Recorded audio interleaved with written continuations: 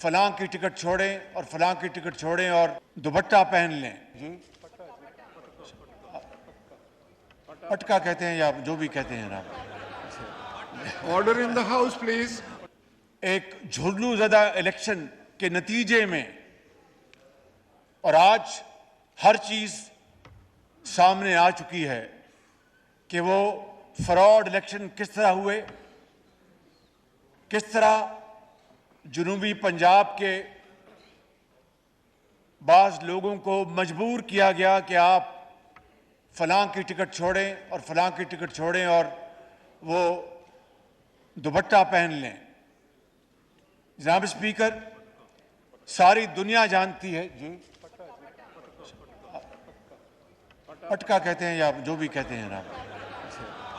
Order in the house please. जी, prime minister साहब। जनाब स्पीकर, सारी दुनिया जानती है कि किस तरह आरटीएस को बंद करवाया गया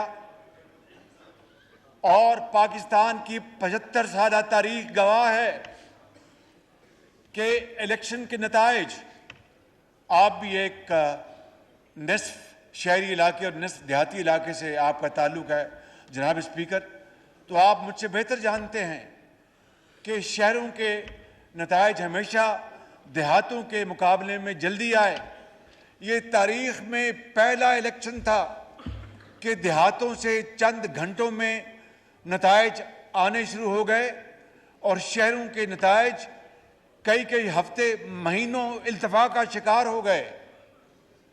और जनाब स्पीकर, जब गिनती करवाने के लिए दरखास्तें डाली गई तो एक शख्स था जिसका नाम था साकिब निसार, उसने हुक्म दे दिया कि मजीद गिनतियां अदालतों में बंद होंगी और अब इसके बाद कोई गिनती नहीं होगी। इसके अलावा जनाब स्पीकर, क्या क्या धांधली के लिए इंतजामात किए गए। मैं समझता हूं कि आज जब इस ऑनरेबल हाउस ने मुझ पर एक मरतबा फिर एतमाद का इजहार किया है, तो जनाब स्पीकर, आज मैं आपको वो दिन याद दिलाना चाहता हूं जब इसी फ्लोर पर उस वक्त की हुकूमत के नुमाइंदों ने, खुद उस वक्त के वजीर आज़म ने ये कमिटमेंट दी थी कि ये जो धांधली का इल्ज़ाम ऑपोजिशन ने लगाया है इसकी पूरी तहकीक होगी। जनाब स्पीकर, आज तक उसकी तहकीक नहीं हुई। इसको 5 साल गुजरने को हैं।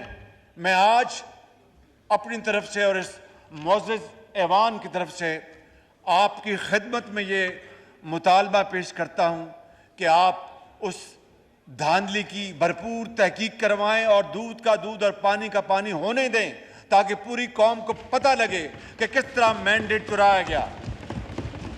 जनाब स्पीकर, उसके बाद हमने ये जिम्मेदारी संभाली। जो चैलेंजेस सामने आए वो आपके सामने हैं। कई मरतबा उसके ऊपर यहाँ बात हो चुकी। मैं उसके ऊपर वक्त ज़ाया किए बगैर ये कहूँगा कि जब IMF से हमारी गुफ्तगू शुनीद बड़ी तेज़ी से आगे बढ़ रही थी तो इमरान नियाज़ी के इशारे पर 2 सूबाई वज़ाए ख़जाना को ये कहा गया कि आप IMF की शराइत, जो वफाकी हुकूमत, जो नई हुकूमत थी, उसके लिए मुश्किलात कायम करने के लिए, वो मुश्किलात मेरे लिए नहीं थी, जनाब ज़रदारी साहब के लिए नहीं थी, 22 करोड़ आवाम के लिए थी। उनके रास्ते में कांटे बोए जा रहे थे कि आप कह दें कि हम इन शराइत को नहीं मानते। ये वो साजिश है जनाब स्पीकर जिसका एक सिलसिला लाइम्तनाई अभी तक जारी है। फिर वो साइफर को आप अच्छी तरह जानते हैं। अमेरिका को किस तरह निशाना बनाया गया कि जनाब वो इस मुल्क के अंदर उसने साजिश के ज़रिए हुकूमत को बदलवाया। ये इम्पोर्टेड हुकूमत है। और किस तरह चीन और रूस के हवाले से हमदर्दी का इजहार किया गया। वो हमदर्दी का इजहार नहीं था, वो मगरमच्छ के आंसू थे। और आज जनाब स्पीकर, मैं ये बात यहाँ पर खड़े होकर आपकी खिदमत में अर्ज़ करना चाहता हूँ कि अल्लाह ताला के बेपाया फजलो करम से हमारी हुकूमत के ज़ोमा, जिनमें फॉरेन मिनिस्टर शामिल हैं, जिनमें MOS पेट्रोलियम शामिल हैं, इनकी और तमाम बाकी वजारतों की मेहनत से इस वक्त जब मैं गुजारिशात कर रहा हूँ, रशिया में पाकिस्तान के लिए सस्ते तेल का जहाज़, उसमें तेल जो है उसमें लादा जा रहा है और वो जल्द पाकिस्तान लेके आएगा। मुझे बताइए कि इम्पोर्टेड हुकूमत होती तो रूस हमें तेल देता? जनाब स्पीकर, ये हैं वो साजिश, बदतरीन साजिश जो पाकिस्तान के खिलाफ की गई। और जनाब स्पीकर, मैं आपको ये कहना चाहता हूं कि अब साजिश किस तरह सामने आ रही है। साकिब निसार और तारिक रहीम की गुफ्तगू ऑडियो जो उनकी कैसेट है वो लीक हुई है, वो सोशल मीडिया पे आई, अब तो मेन स्ट्रीम मीडिया पे भी चल रही है।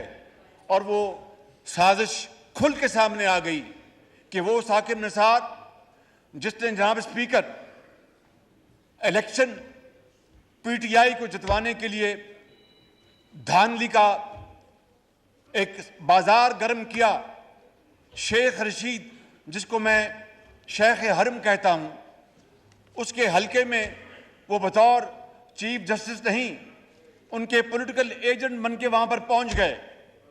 वो साकिब निसार जनाब स्पीकर जिसने पाकिस्तान के अंदर अस्पतालों का निज़ाम तबाह कर दिया, वो साकिब निसार जनाब स्पीकर जिसने 2.5 साल दिन रात सुओ मोटो लेकर इस कौम का हुलिया बिगाड़ दिया, वो साकिब निसार जिसने PKLI में अपने भाई को भर्ती कराने के लिए उसका बेड़ा गर्क कर दिया और वो सैकड़ों मरीज जो कि जिनके गुर्दे की पेवंदकारी होनी थी, जनाब स्पीकर, वो मौत के मुंह में चले गए। जनाब स्पीकर, आप अंदाजा फरमाएं कि 20 अरब रुपए से वो अस्पताल बना। कभी वो KP जाते थे और कभी किसी किचन में जाकर वो बर्तन देखते थे। हफ्ते और इतवार को वो अपनी अदालतें लगाते थे। एक दिन मुझे भी उन्होंने बुलाया लाहौर में और मुझे कहा कि आपने क्या किया है। मैंने कहा जनाब हमने बिजली के कारखाने लगाए हैं। तो कहने लगे हमें तो कोई बिजली नज़र नहीं आ रही। तो मैंने कहा आप ऐसे ही ठंडे कमरे में बैठे हुए हैं, वो गर्मियों के दिन थे। मैंने कहा आप ठंडे कमरे में बैठे हैं, ऐसे तो नहीं बैठे हुए आप, ये एयर कंडीशनर चल रहे हैं, बिजली से चल रहे हैं। जनाब स्पीकर, ये है वो सूरत घड़ी।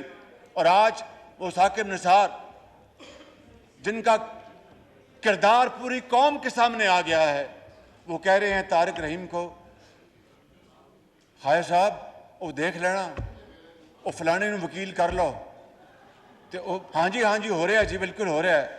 ए जरा 2010 का फैसला पढ़ लो, उसके बाद इन्होंने कोई रस्ता नहीं मिलता इन्होंने।